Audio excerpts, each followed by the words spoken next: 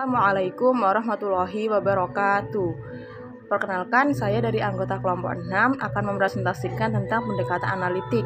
Kelompok 6 yang beranggotakan saya sendiri, Siska Nadila Oktaviana dengan NIM 191400049 dan rekan saya yaitu Anis Latifah dengan NIM 191400430. Menjelaskan tentang pengertian pendekatan analitik. Pengertian pendekatan analitik adalah pendekatan yang berusaha memahami gagasan cara pengarang dalam menyampaikan ide-idenya, imajinasinya, kemudian sikap pengarang dalam menampilkan gagasan-gagasannya, menampilkan elemen ekstrinsik dan juga elemen intrinsik, dan mekanisme hubungan dari setiap elemen ekstrinsik dan juga intrinsik. Pendekatan analitik ini bertujuan untuk membantu pembaca dalam mengenali unsur-unsur ekstrinsik dan unsur intrinsik dalam sebuah karya sastra. Misalnya, dalam sebuah karya sastra puisi, maka pendekatan analitik ini digunakan untuk mengenali unsur-unsur intrinsik dan unsur ekstrinsik yang terdapat dalam sebuah karya sastra puisi.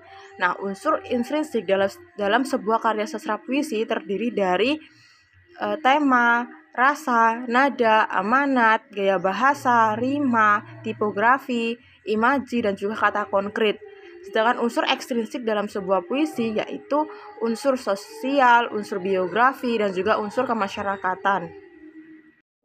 Menurut Aminuddin, ciri-ciri dari pendekatan analitik dalam sebuah karya sastra puisi itu ada 5. Yang pertama, dalam pendekatan analitik, pembaca menyikapi puisi sebagai realitas yang memiliki keunikan tersendiri yang berbeda dengan realitas yang terdapat dalam karya sastra lain. Yang kedua, dalam pendekatan analitik, pembaca menyikapi puisi sebagai suatu kesatuan yang dibentuk dari unsur-unsur intrinsik dan juga ekstrinsik. Dan setiap unsur intrinsik di dalam puisi itu dapat dianalisis. Nah, ciri yang ketiga yaitu pendekatan analitik dalam mengapresiasi puisi bersifat literal. Hal ini disebabkan karena pendekatan ini berusaha untuk menganalisis keseluruhan unsur intrinsik dalam sebuah puisi dan berusaha untuk memahaminya dan menyimpulkannya. Ciri yang keempat yaitu pendekatan analitik dalam mengapresiasi sebuah puisi harus menghasilkan hasil berupa kesimpulan yang objektif dan juga sistematis. Yang kelima, hasil penerapan pendekatan analitik harus menggambarkan bagaimana hubungan antara unsur-unsur intrinsik dan unsur ekstrinsiknya itu saling menggambarkan rasa dari sebuah puisi tersebut. Nah, selanjutnya adalah langkah pendekatan analitik. Nah, beberapa langkah yang harus dilakukan dalam menganalisis sebuah karya sastra menggunakan pendekatan analitik. Yang pertama, penganalisis itu harus membaca teks secara keseluruhan. Yang kedua, harus menampilkan beberapa pertanyaan yang berhubungan dengan unsur-unsur yang dapat membangun cipta sastra yang dibacanya. Jadi, si pengarang dalam membuat karya sastra itu pasti menggunakan beberapa unsur-unsur di dalamnya, seperti pasti menentukan tema yang pertama, terus ada amanat yang harus akan disampaikan kepada pembaca dan lain-lain. Yang ketiga, harus menampilkan pertanyaan atau pernyataan yang berkaitan dengan unsur yang dianalisis. Nah, dalam menganalisis sebuah karya sastra itu ada beberapa unsur yang harus dilibatkan. Yang pertama ada unsur intrinsik dan unsur ekstrinsik. Unsur intrinsik itu unsur dari dalam diri pengarang. Nah, unsur intrinsik itu meliputi tema, rasa, nada, amanat, diksi atau pilihan kata, terus ada gaya bahasa yang di situ ada beberapa majas, ada rima, imaji, kata konkret, dan topografi. Selain itu juga ada unsur ekstrinsik atau unsur yang membangun dari luar diri pengarang. Nah, yang pertama itu ada unsur biografi, ada unsur nilai, dan unsur kemasyarakatan. Kenapa sih unsur biografi itu ikut? Jadi dalam membuat sebuah karya, pengarang itu akan dipengaruhi oleh sisi psikologis dirinya sendiri. Jadi misalnya dalam membuat karya itu, pengarang itu sering menggunakan unsur anak-anak sebagai objeknya. Misalnya untuk puisi anak menggunakan gaya bahasa yang sesuai dengan anak-anak, itu karena di luar dari dirinya sendiri atau di luar sebagai seorang pengarang, dia di kehidupan aslinya juga menyukai anak-anak. Makanya unsur biografi itu termasuk dalam unsur ekstrinsik. Yang kedua itu ada unsur nilai. Jadi pengarang itu memasukkan nilai apa sih dalam karyanya itu.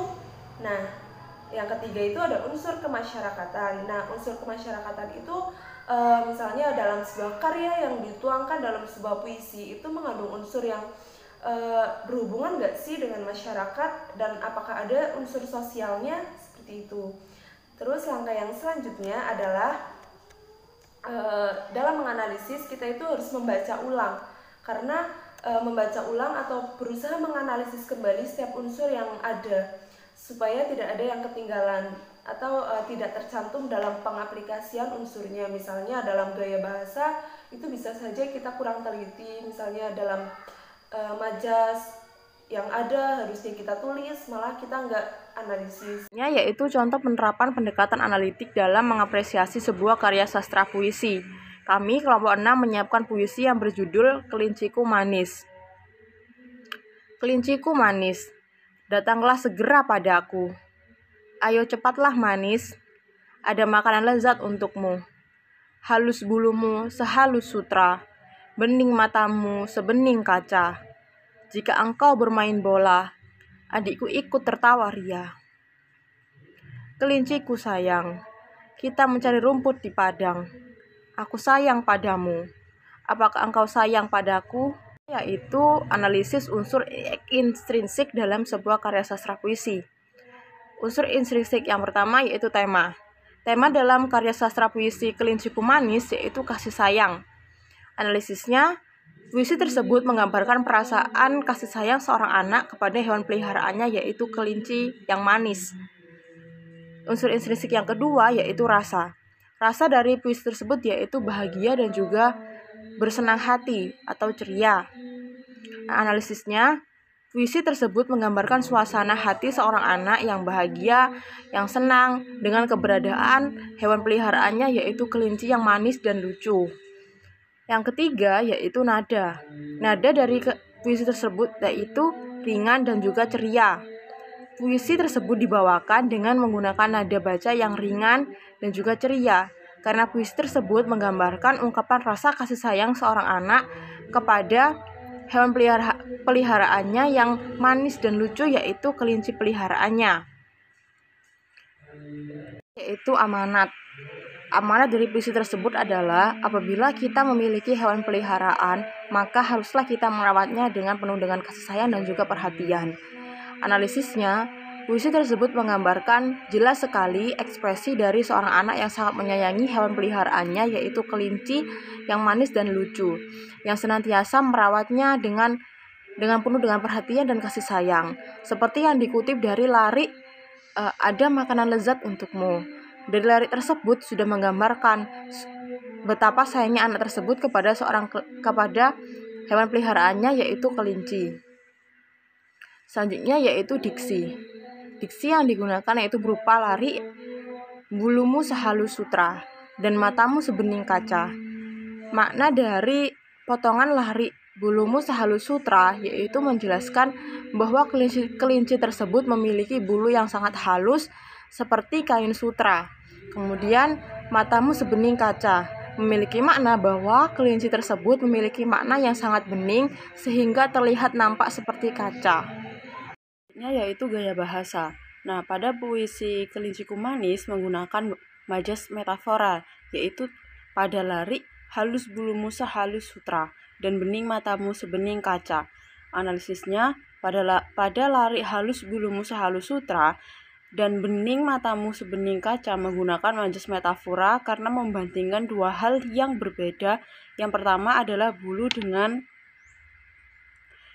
kain sutra, dan yang kedua mata dengan kaca.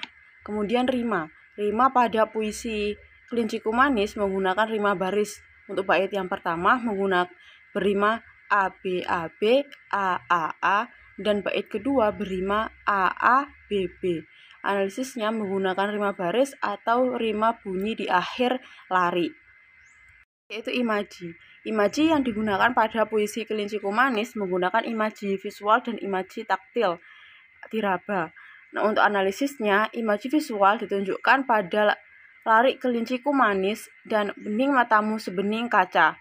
Untuk imaji taktilnya ditunjukkan pada halus bulumu sehalus sutra. Kemudian kata konkret. Kata konkret pada puisi Kelinci Kumanis terletak pada halus bulumu dan bening matamu. Untuk analisisnya, pada larik halus bulumu sehalus sutra, kata halus bulumu merupakan kata konkret karena merupakan kata yang memungkinkan terjadinya imaji, sama dengan kata bening matamu yang terdapat pada larik bening matamu sebening kaca. Untuk unsur intrinsik yang terakhir yaitu topografi. Untuk topografinya yaitu puisi berjudul Kelinci Kumanis memiliki 2 bait. 1 bait terdiri dari 8 larik dan 4 larik. Penulisan puisi diawali dengan menggunakan huruf kapital namun tidak diakhiri dengan tanda baca titik. Untuk analisisnya, puisi berjudul Kelinci Kumanis memiliki 2 bait. Dengan 1 bait memiliki 8 larik dan 4 larik. Penulisan puisi diawali dengan huruf kapital dan tidak diakhiri dengan tanda baca titik. Selanjutnya yaitu unsur ekstrinsik dari puisi Kelinci Kumanis. Unsur ekstrinsik yang pertama yaitu unsur biografi. Jadi pengarang itu menulis puisi Kelinci Kumanis ditujukan untuk anak-anak karena puisi tersebut menggambarkan suasana hati anak yang senang memiliki hewan peliharaan yaitu kelinci yang manis. Kemudian unsur nilainya, dalam puisi terdapat unsur nilai sosial kepada sesama makhluk hidup dan sesama makhluk ciptaan Tuhan. Untuk analisisnya, dalam puisi menggambarkan bahwa kita harus baik kepada hewan peliharaan kita ataupun sesama manusia ataupun sesama makhluk ciptaan Tuhan yang lain. Untuk unsur kemasyarakatannya, puisi mengandung unsur sosial. Untuk analisisnya, puisi menggambarkan bahwa kita harus senantiasa baik kepada hewan peliharaan kita. Ini juga merupakan pesan moral untuk masyarakat untuk selalu menyayangi dan memperhatikan hewan peliharaan miliknya ataupun kepada jenis-jenis makhluk hidup lainnya ciptaan Tuhan. Setelah kita mengetahui berbagai langkah-langkah yang harus ditetapkan atau dilakukan dalam menganalisis sebuah karya sastra puisi menggunakan pendekatan analisis, sekarang kita akan mencontohkan penerapan pendekatan analitik dalam sebuah puisi yang berjudul Mereka Menunggu Ibunya karya Abdul Hadi WM. Siapa bilang kehidupan binatang yang tak ada artinya? Kulit, tulang, dan daging mereka sama dengan kulit, tulang, dan daging kita. Sama merasakan pedih dan lapar, sama merindukan belayan kasih sayang. Karena itu, burung di pucuk pohon jangan tembak sembarangan. Di sarangnya nun jauh, anak-anak mereka yang kecil dan kelaparan tak hentinya mencicit, menunggu ibunya pulang. Nah, itu contoh puisi karya Abdul Hadi WM. Selanjutnya kita analisis unsur intrinsik dan ekstrinsiknya. Dari puisi tadi, unsur intrinsiknya itu yang pertama ada tema. Tema yang tadi itu kan belas kasih kepada binatang. Nah, analisisnya puisi tersebut itu menggambarkan perasaan belas kasih manusia yang harus diberikan kepada binatang. Yang kedua ada rasa. Rasa dalam puisi itu bagaimana sih atau suasana yang harus kita bawakan itu adalah sedih. Karena puisi tersebut itu menggambarkan suasana hati manusia yang sedih terhadap kondisi hewan yang sama halnya dengan manusia. Karena hewan juga kan memiliki perasaan. Yang ketiga ada nada. Sebaiknya dalam membaca puisi tersebut itu tidak boleh dengan nada senang karena ya memang suasananya sedih. Jadi kita itu harus mendayu-dayu dan menyedihkan. Terus analisisnya itu puisi tersebut itu harus dibawakan dengan nada yang menyedihkan, mendayu-dayu karena menggambarkan ungkapan rasa kasih sayang seorang manusia kepada hewan yang sama-sama memiliki perasaan sama seperti kita. Jadi jika kita disakiti ya pastinya kita akan sedih. Hewan pun seperti itu, apabila disakiti akan merasakan hal yang sama dengan manusia.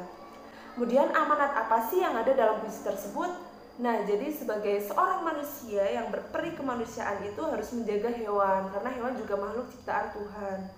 Nah, dalam tadi itu kan ada pesan yang sangat jelas atau tergambarkan atau tersurat yang dituliskan sebagai seorang manusia kita harus bisa saling berbagi dengan hewan dan jangan menyakiti hewan, karena hewan juga memiliki perasaan. Selain itu mereka juga memiliki keluarga yang butuh dilindungi sama seperti manusia.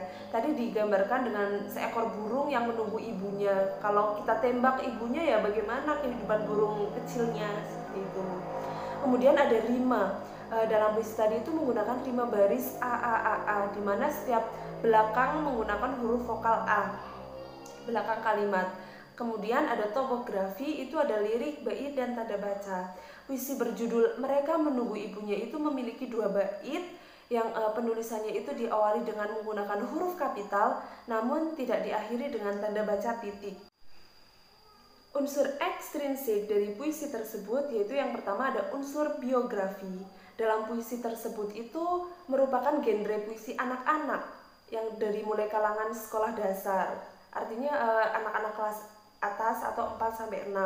Nah, unsur tersebut itu kan menggunakan bahasa yang mudah dipahami, tidak menggunakan majas dan lain-lain. Unsur biografi dari pengarangnya itu menggambarkan bahwa pengarang itu memiliki jiwa yang sayang kepada binatang. Mungkin di kehidupan aslinya juga sang pengarang itu memiliki rasa yang sama terhadap binatang. Kemudian ada unsur nilai. Nah, puisi tersebut itu terdapat nilai sosial kepada sesama makhluk hidup ciptaan Tuhan, dan sesama makhluk hidup itu tidak boleh saling menyakiti. Tidak hanya kepada sesama manusia, tapi kita juga harus melihat kepada sesama hewan. Yang ketiga ada unsur kemasyarakatan. Puisi tersebut itu menggambarkan bahwa kita harus senantiasa baik kepada hewan. Ini juga merupakan sebuah pesan moral bagi masyarakat untuk selalu menyayangi sesama hewan dan semua jenis makhluk hidup. Karena hewan juga memiliki perasaan sama seperti manusia. Baik, sekian presentasi dari kelompok kami, kelompok 6. Semoga ada manfaatnya. Terima kasih. Wabillahi taufiq wal hidayah. Wassalamualaikum warahmatullahi wabarakatuh.